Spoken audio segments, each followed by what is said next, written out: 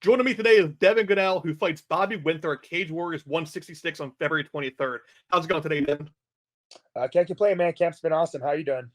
I can't complain either. Been a great day. Uh, Weather's starting to pick up on the East Coast, so always getting better that way. So you are making your Cage Warriors return after nearly 13 months away. Was there anything in any particular reason that has kept you away from the cage? Yeah, actually, I found out I had kidney cancer maybe like 2 years. Like what? I guess it was like no, it was right after my fight, maybe a few months after that. Found out I had kidney cancer and had to kind of figure out how I was going to deal with it, and then got my operation scheduled, and then had my operation in May of this year. Yeah, so that's what basically kept me away. But cancer is completely gone, cancer free now, and I've been training hard for like the last like 5 months. As a fellow cancer survivor as well, congratulations and best of luck. Best of, I don't want to say luck because it sounds shitty, but let's stay away. Let's keep it Yeah, away going into the future. yeah, I appreciate Um, that, man. yeah, the first year, especially, I don't know how it was on your end, but like phantom pains and anything that goes wrong, you're like, oh fuck, is it back? Well, Um, yeah, I got pretty lucky in that like they found it super early. So I'll give you the cliff notes of the story. Basically, I found out that during my camp before that fight, my last fight, I got sepsis. I had a cut in my toe. I got sepsis and was in the hospital. Like they were like I could potentially die. Part of sepsis, when you have sepsis, they scan all your organs to make sure you're none of them are failing. So they saw my kidney that I had a mass from. So it's kind of crazy. If I hadn't got sepsis, I would have had no reason to scan my kidneys, and I would have never found the cancer. So because of that, they found the tumor, and then they kind of kept track of it, and then eventually we figured out that it was cancer. But luckily, it was like the earliest stage, and they caught it early, the least aggressive form of cancer. And yeah, so we got very lucky in a weird way. yeah, again, congratulations. I mean, the world works in mysterious ways. I pulled my back, and that's how they found mine. Oh wow, holy crap! Yeah, like I was doing PT Yeah. for a hernia, and it wasn't getting better. And 22 centimeter tumor in my abdomen. So Whoa. yeah, Yeah, uh, man. Well, hey, I'm glad that you're doing better as well. Sounds like. so let's just keep going from there, and Yeah, keep on trucking. makes you appreciate life a lot better too. Oh yeah, So puts things in perspective for sure. so now back in the cage. Okay. This fight is not shit compared to a cancer scare, cancer battle. So Yeah. you are facing Bobby Winther, another undefeated fighter, and his third, and this is your third undefeated fighter on your record so far too. Yes, sir. Was there anything particular about this fight that grabbed your interest? Not particularly. He was the first guy they offered me, and I was going in with the mindset of like whoever they offered me, I was gonna say yes to because I'm training with some of the best in the world with Chris Curtis, Sean Strickland. These are guys that I spar with, that I train with, that I grapple with. Like all the guys at Extreme. It's not just them. There's guys that people haven't heard of there that are absolute savages, and I do well with those guys. I can hold my own, and it makes me feel confident that I'm ready to get in the UFC or PFL, whatever. Preferably the UFC, but any of these big organizations, I feel I'm going with some of the literally the best in the world, and I feel confident. So I'm like, whoever they give me, I feel like my cardio's on point, everything, my grappling, like it was the perfect timing when they hit me up to fight because I was like, oh yeah, I'm more than ready. And so when I got the offer, it was pretty much going to be a yes to whoever they said because my mentality is like, if I can't beat any of the guys I'm getting offered in Cage Warriors or LFA or any of these middle leagues, then I don't deserve to be in the UFC. And in my mind, I'm ready to be in the UFC. So I'm like, if I can't beat any of these guys, I'm not going to say no to anybody they give me. So that was my mentality. I was glad though that I got Bobby because I had heard of Bobby before and I know he's a good fighter. And you've seen my record. I don't say no to anybody. I've never turned down a fight, unless I was injured or something. But I've never turned down a fight. One of my fights was an Olympic wrestler. I got that on like a 5-week notice, and I don't say no to to any fights. And but I would prefer obviously somebody good. I definitely want my record to show that I fight tough fights and that I don't fight cans. Like I hate when I see guys who have a record full of cans. Now, if they had given me a guy who was didn't have the great record, I would have said yes because I just want to fight. At the end of the day, I just want to get in there and I want to fucking put on a show. For the fans. So it didn't matter who it was, but I'm glad it's Bobby because I know he's a good fighter. He's undefeated, and it's gonna look good. Look good on my record. Great. And then my next question was going to be where did you spend your camp at? We kind of touched on it beforehand. Your shirt says where you spent your camp at. Who in particular have you worked with on this camp? Has it been people like you just mentioned, like Sean and Curtis? So initially, Sean, I did train with Sean. We actually trained a little bit last week. We did some wrestling and stuff, but Chris Curtis has been the one that I've probably trained with the most, I would say, because he was getting ready for his fight that took place in Canada. That was maybe 2 weeks ago. Chris actually invited me to be a corner man for his fight because me and him were training so much. And I honestly, that was like a huge honor for me. Like, I respect Chris so much. I respect a lot of those guys in there, but specifically Chris, because his story, he retired, then he came back, got that short notice fight in the UFC. You know, it just was like so inspiring to me. So, when I got there, I naturally gravitated to those guys. I didn't even really talk too much to anybody when I first got in there. I kind of kept my head down and just trained hard. Was just in there, always giving everybody work. And then, those guys naturally kind of we gravitated towards each other.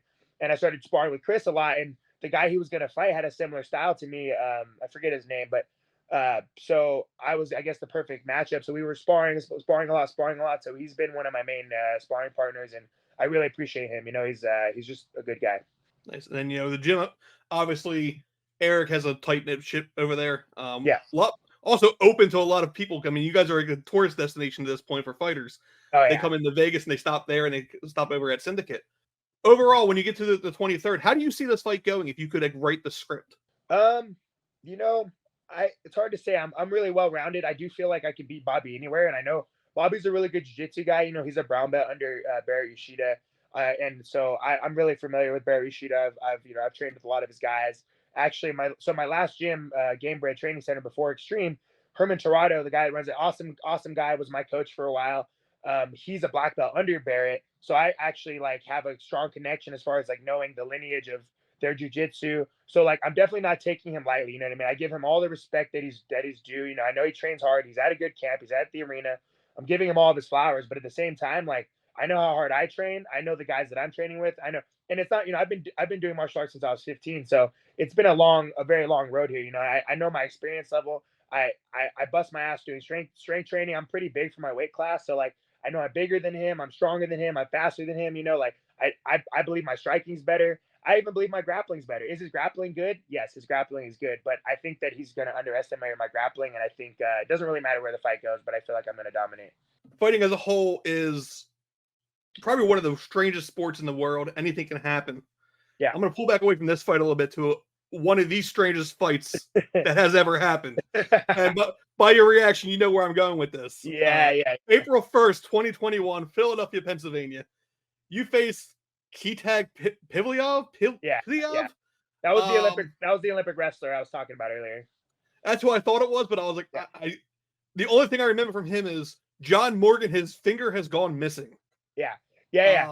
So go ahead.